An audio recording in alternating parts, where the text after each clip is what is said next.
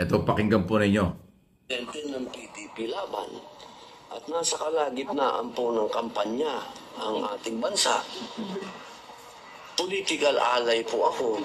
Ito pong ating Pangulo ay chairman ng isang political party. So siguro po, nararapat lamang po na makausap ko yung aking chairman. Ayan, no? So wala pang balita? Ayan, no? Ang pinapalabas ni Robin Padilla, kaya siya nagpunta ron sa Netherlands, ay para daw makausap niya ang kanyang presidente at chairman ng kanilang partido. Kasi si Robin Padilla, siya po yung presidente ng PDP Laban. Ang tanong lang, Mr. Padilla, senador. Okay? Eh, ang tagal-tagal na dito si Duterte sa Manila, sa Davao. Ilang araw pa lang dyan sa ICC. Pinuntahan mo na para yung gustong kausapin dahil sa isong politika. Wow. Tatawa ka na lang. Wow. Dahil sa politika, kaya ka nagpunta dyan? O kaya ka nagpunta dyan ay dahil talagang ikaw ay maka-Duterte? Ah? Pero karapatan mo naman yan. Hindi ko naman sinabing hindi mo karapatan. Pero huwag mo na sabihin na kaya ka nagpunta dyan o isa sa dahilan kaya ka nagpunta dyan, gusto mo makausap yung chairman at yung presidente. Ayan, tagal-tagal yung magkakasama dito sa Manila. Nagkakaroon kayo ng mga rally, nagkakaroon kayo ng mga meeting, ano. Nung biglang nawala, ay na-miss mo kaagad at pinuntahan mo pa. Wow, ayan.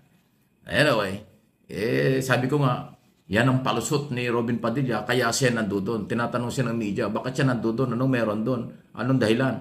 Hindi naman siya abogado ni Duterte, hindi naman siya rin abogado. So, siya ay senador ng Republika ng Pilipinas, hindi naman siya senador ng mga Duterte. Siya ay senador ng Republika ng Pilipinas. Di ba? Di dapat ang senador ng Republika ng Pilipinas ay magiging neutral sa pagtingin sa implementation ng batas, local o international. Mamaya, mapag-isipan ka po Robin Padilla, nag-i-influensya ka, pero naniniwala naman ako, hindi ka makaka-influensya sa ICC. Hindi ka naman kilala ng ICC, hindi ka naman pakikinggan ng ICC. Ngayon, ang palusot mo, nagpunta ka dyan para makausap mo yung chairman at yung presidente. Galing ng palusot, ha? Alam niyo po, sa sitwasyon ngayon ni Robin Padilla, ay yan talaga ang kanyang sasabihin. Pero alam niyo po, nung lumabas ang issue at sinabi ni Sian Gasa na meron pong nag-traitor kay Digong o nagkanulo kay Digong na isa niyang anak dahil merong naggarantya na isang mataas na tauhan ng gobyerno o halal na tao sa gobyerno na ginarantya na hindi huhulihin si Digong pag-uwi ng Pilipinas, ang hinala ko na dito, ito ay si Robin Padilla. Kaya na guilty. Kaya nang malaman na si Digong ay nahuli, sumama doon kay Sara Duterte, papunta ng Dahig para humingi po ng paumanhin dahil mali ang kanyang nakuhang info at naging dahilan pa ng pagkakahuli ni Digong. At ayon po sa GMA, etong si Digong kumuha daw po ng asylum sa China. Panoorin po ninyo. Bago pa maaresto sa Pilipinas at iharap sa International Criminal Court, sinubukan umano ni dating Pangulong Rodrigo Duterte na mag-apply ng asylum sa China pero tinanggihan siya. Ayon po yan sa isang mapagkakatiwalaang source. Ang kwento niya kaugnay ng pag-corner sa dating Pangulo sa NAIA sa pagtutok ni Maki Pulido. Noong Enero pa lang, pinaghahandaan na raw ang plano para sa pag-aresto kay dating Pangulong Rodrigo Duterte. Ayon ito sa mapagkakatiwalaang source na nakakaalam tungkol sa tinaguriang Oplan Tugis ng PNP Criminal Investigation and Detection Group o PNP-CIDG. Ang utos umano ni PNP Chief Romel Marbil kay CIDG Chief Nicolas Torre, aarestuhin si Duterte sa oras na lumabas ang warrant of arrest mula sa ICC. Noong March 7, lumipad pa Hong Kong si Duterte para dumalo sa isang event kasama ang mga OFW. Sa araw ding ito, inilabas ng ICC Pre-Trial Chamber 1 ang arrest warrant para sa kanya. Sa puntong ito, may close coordination na ang PNP-CIDG sa Interpol o International Police Criminal Organization. Gusto raw sana ng PNP-CIDG na sa Hong Kong na arestuhin si dating Pangulo Rodrigo Duterte. Pero ayaw daw makipag-cooperate ng Hong Kong Police sa Interpol. Hindi miyembro o state party ang China sa Rome Statute. Para mamonitor ang galaw ni Duterte habang nasa Hong Kong, binuntutan siya ng 4 na CIDG agents hanggang noong March 11 nang lumipad pa uwi ang dating Pangulo. Ayon pa sa ating source, 6 na Hong Kong police din ang nagbantay kay Duterte para tiyaking sumakay siya sa kanyang flight. Dagdag ng source, nag-apply kasi umano si Duterte ng asylum sa China pero tinanggihan ito. Sabi pa ng source, 5 ang confirmed booking noon ni Duterte pabalik ng Pilipinas. Tinanggihan po ng China ang asylum ni Digong. Bakit? Kasi wala nang silbi sa mga Chekwa si Digong. Yun lang yun. Wala na siyang silbi. Hindi na siya makapangyarihan. Wala na siya sa pwesto. Kaya hindi po siya kukupkupin ng China. Yan po ang masakit na katotohanan. Na kahit ano pa ang gawing pakisama ni Digong, kahit na hinimod niya ang tumbong ng mga leader ng mga Chekwa, naku po, wala talaga. Ngayon po, siya ay isang basura sa China. At ito ang masakit. Sa kanyang pag-stay doon sa Hong Kong, binantayan pa siya ng mga pulis doon para makasigurado lamang na siya ay uuwi ng Pilipinas at siya ay handa ng damputin ng CIDG PNP dito po sa Villamor Air Base o sa NAIA. Kaya yun talaga ang katotohanan at yun po talaga ang masaklap na katotohanan ng buhay ni Digong. Pagkatapos siyang pakinabangan ng mga Chekwa, ay wala na po siyang pakinabang dito after maging hindi na presidente matapos ang kanyang termino. Alam nyo, sa totoo lang, dito sa sitwasyon ni Robin Padilla, naisip ko po medyo si Robin Padilla, makikita natin na passionate siya at may simpatya siya sa ating dating Pangulo. Pero alam niyo po ba, itong si Hanilet, meron siyang post sa FB, meron pala siyang video na sa wikang Bisaya, tapos ay tinranslate sa Tagalog. Ngayon, nung nakita ko yung translation sa Tagalog, ang nakalagay po, sana daw ay tinegi o ginurgur na lang daw siya doon. Hindi ko alam kung doon ba sa Dahig o doon sa Villamor Air Base bago pagsakay sa eroplano. Bakit naman ito ang gustong mangyari ni Miss Hanilet?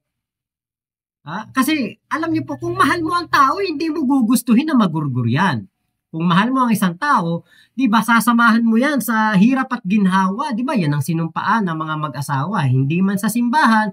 Pero pag kayo nagmamahalan, di ba, magkasama kayo sa isang bubong, ang inyong motto o ang inyong sumpaan ay pagmamahalan hanggang sa walang hanggan at talagang sa buhay at kamatayan, sa hirap at ginhawa, sa karangyaan o sa kahirapan. Talagang yan ang inyong sinumpaan. Pero itong si Miss Hanilet, yun pa ang kanyang ginugusto dito kaya Digong. Diba? Parang para sa akin, hindi po normal ito na hinihiling ng isang taong nagmamahal sa kanyang asawa. Kaya pala, nung sinabi ni General Torre na tinanggihan ni Hanilet ang pagsama kay Digong doon sa Dahig, napatanong pati si Sir Mike Abe na hindi na ba mahal ni Hanilet si Digong? Wala na bang pagmamahal? Kasi nga, di ba syempre, ang iisipin natin na unang-unang sasama kay Digong sa Dahig ay si Hanilet. Hindi si Maljaldea. Na bukod sa matanda na, sakitin pa, wala namang maitutulong din kay Digong. At puro pamumulitik at drama lang ang gagawin at fake news. Kaya nga, di ba kita nyo? Nagkasakit, sinugod sa ospital, kaka-fake news yan. Diba? Kaya sabi ko, teka, bukod sa hindi na sumama sa Dahig si Hanilet, pinagdadasal pa na sana ginurgur na lang. Anong klaseng asawa yan? Kaya hindi na ako magtataka kung si Sara Duterte parang alam niya yung lumipad kagad ng Dahig.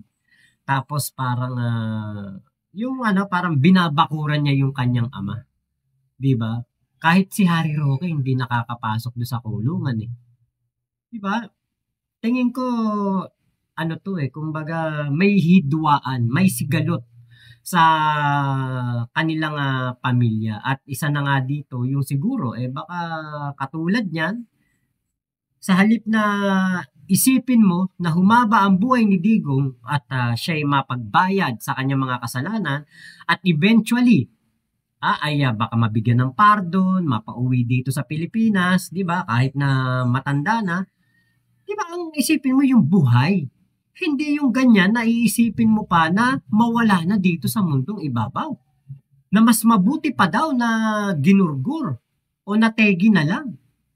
Diba? Kaya sabi ko, okay pa rin pala si Robin. Kasi kahit na nagkasala si Robin kay Digong, dahil isa siya sa dahilan kung bakit umuwi si Digong sa Pilipinas, dahil nga na-reject ang asylum at ginarantya na walang warrant of arrest, diba, pumunta pa rin dun sa dahig. Kasi,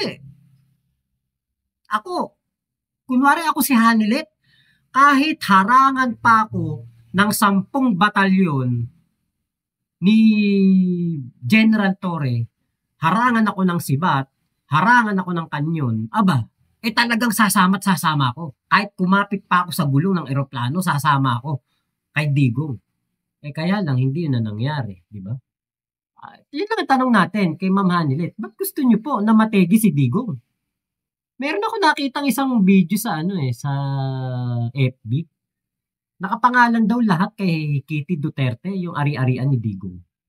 Ito meron pa hong isang sinabi si Padilla. Lumabas na ito at nag-viral pa nga yung statement niya.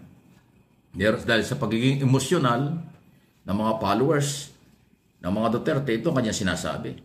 Sa eleksyon niyo o sa eleksyon ninyo, ilabas ang inyong nasa loob. Ayan. Bilang emotional, ibig sabihin na kanya sinasabi, sa darating na eleksyon, sa eleksyon po ninyo, ilabas ang inyong nasa loob. Kung kayo may galit siguro, o kung ano man ang inyong naramdaman, ibuhos nyo doon sa eleksyon. Hindi man niya sinabi, paboran nyo ang mga pro-Duterte. Huwag nyong iboto ang iba.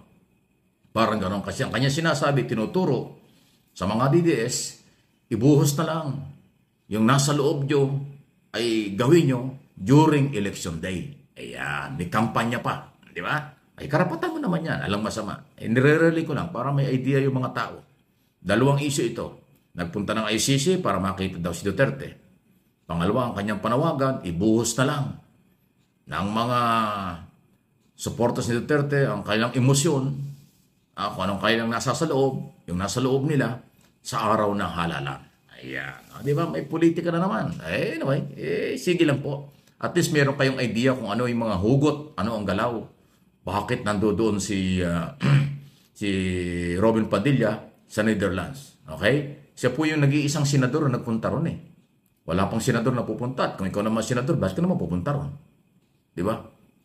International court na may hawak dyan. Wala ka naman magagawa doon Kahit na anong kasikatan mo sa Pilipinas, kahit sino ka pa rito, hindi ka papansinin doon.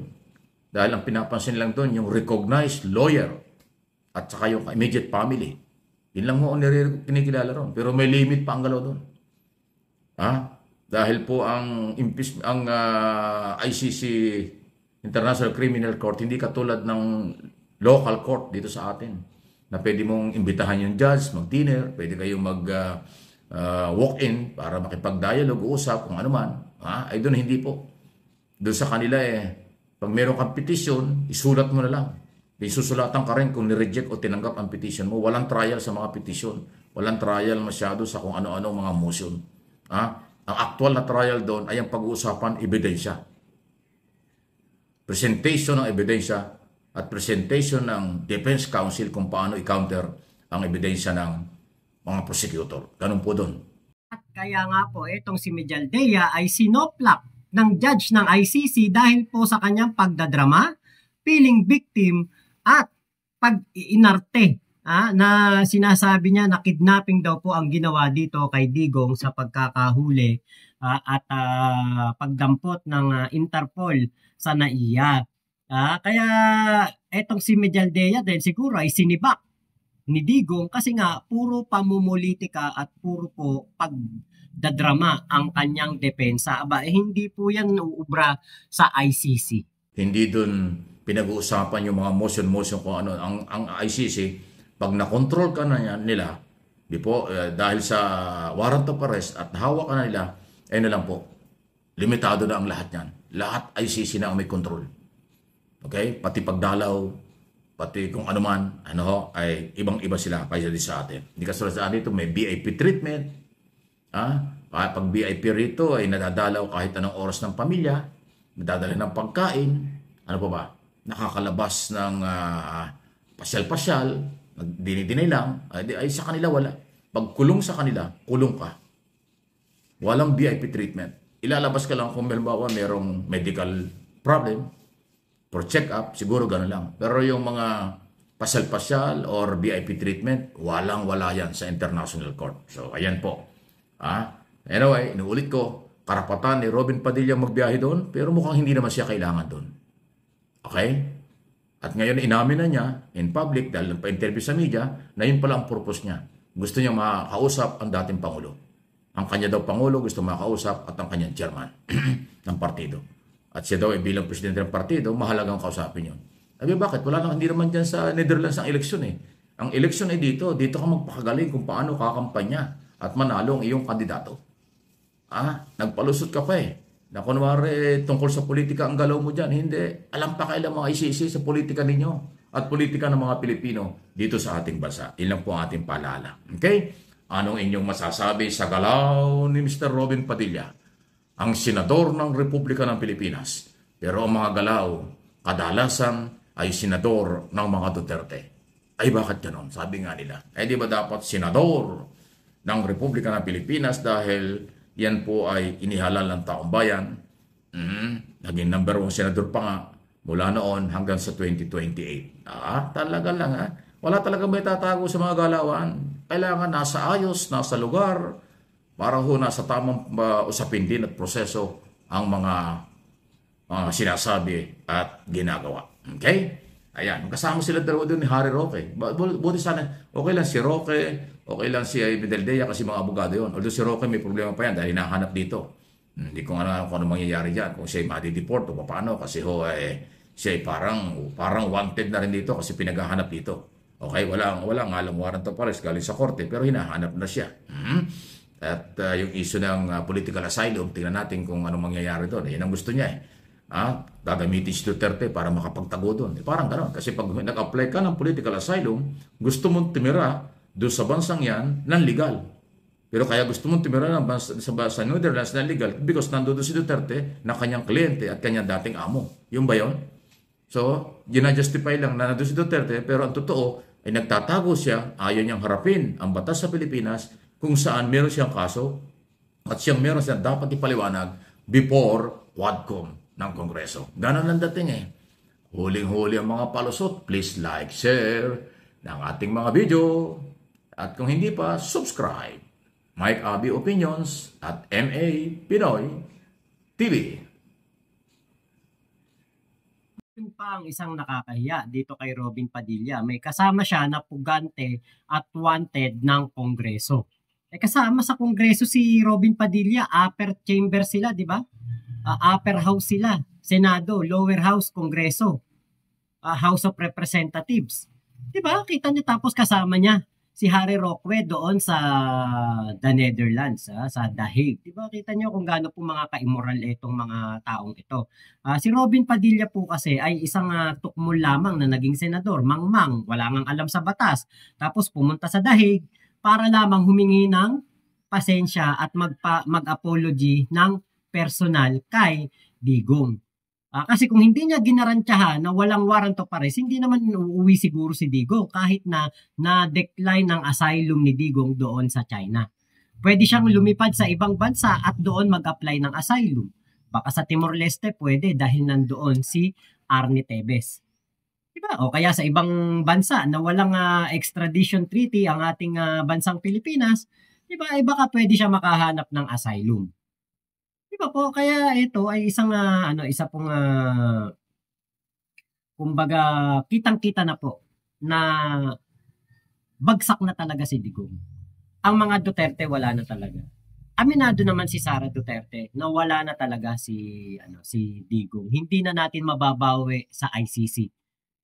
Wala na pong pag-asa. Kahit magngangal-ngal pa si Salsal Panelo, kahit na 1,000,000 habeas corpus pa ang katigan ng Korte Suprema at utusan ng gobyerno natin na pabalikin si Digong, wala na po. Kahit si Trump, si Xi Jinping, si Putin pa ang mag-utos sa ICC na ibalik si Digong dito sa Pilipinas, wala na po. Hindi na po talaga mangyayari yan. Kahit si Robin Padilla maglupasay doon sa labas ng ICC, wala na rin po. Kasama pa niya si Harry Roque, wala na po. Yun po ang pinakakatotohanan dito. At yun yung ayaw tanggapin ng mga DDFs.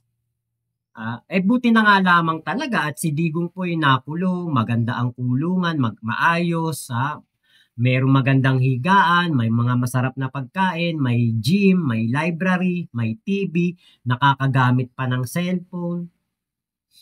Diba, mabuti na lamang talaga at si Digong ay buhay. Hindi katulad ng pinagdarasal ni Hanilet na sana daw ay ginurgur na lang etong si Digong. Diba? Kaya, ewan natin kung bakit ganon. Kung bakit ganon si Hanilet na pinag-iisipan niya ng hindi maganda si Digong. Bakit nag-iisip siya na sana daw si Digong ay nagurgur na lang. Diba? Kasi alam niyo po ang ICC, hindi naman po nila ginusto na masaktan ng isang tao. Hindi po nila ginusto na merong mahirapan. Ang gusto nga nila ay maging maayos ang kondisyon nito habang pinagbabayaran ang kanyang mga kasalanan. Habang nililitis ang kanyang kaso. Never po ginusto ng ICC yan. Kaya parang mas okay pa pala ang ICC. Ang gusto nila maayos ang kalagayan ni Digong. Samantalang itong partner ni Digong, mas pipiliin pa yata na si Digong ay makahon kesa makita na buhay at masigla at nagbabayad ng kanyang mga kasalanan. Para mabuti na rin yun, pagbayaran ni Digong ang kanyang mga kasalanan dito sa lupa para, di ba, pag siya sakaling mamayapa na, malay ninyo, di ba, baka nabawasan ang kanyang kasalanan at diba? Hindi na siya gagawing kapalit ni Satanas sa impyerno. Kasi medyo bumaba na ang kanyang pagiging masama. Dahil napagbayaran niya ang iba niyang mga kasalanan. Diba? Kaya yun lang po at salamat sa video na ito ni Sir Mike Abe. Maraming salamat po sa inyong suporta. 468,000 subscriber na po tayo. Napakabilis naman ninyong mag-subscribe. Salamat po sa inyo. Ako'y talagang natatouch. Mahal na mahal nyo talaga ako. Lalo na yung mga tropa pips natin dyan. At sa mga basher natin. Ako, mag-subscribe din kayo mga basher. Comment lang kayo ng comment So kung ano man po ang inyong opinion dito sa ating vlog na ito, malaya po kayong makapag-comment dyan sa baba. At kapag naman may masama kayong sinabi laban sa akin, yan po'y automatic na hinahide or dinidelete na po ni YouTube. Salamat po sa ating kaibigan Sir Mike Abe sa kanyang napakatinding video na ating na-reactionan. At sa lahat po ng tropa pips natin, please subscribe Mike Abe Opinions at MA Pinoy TV dito sa YouTube. Yun lamang po, Mama Chup Chup. Love you, love you. God bless us all. Pilipinas. God first. Salamat po.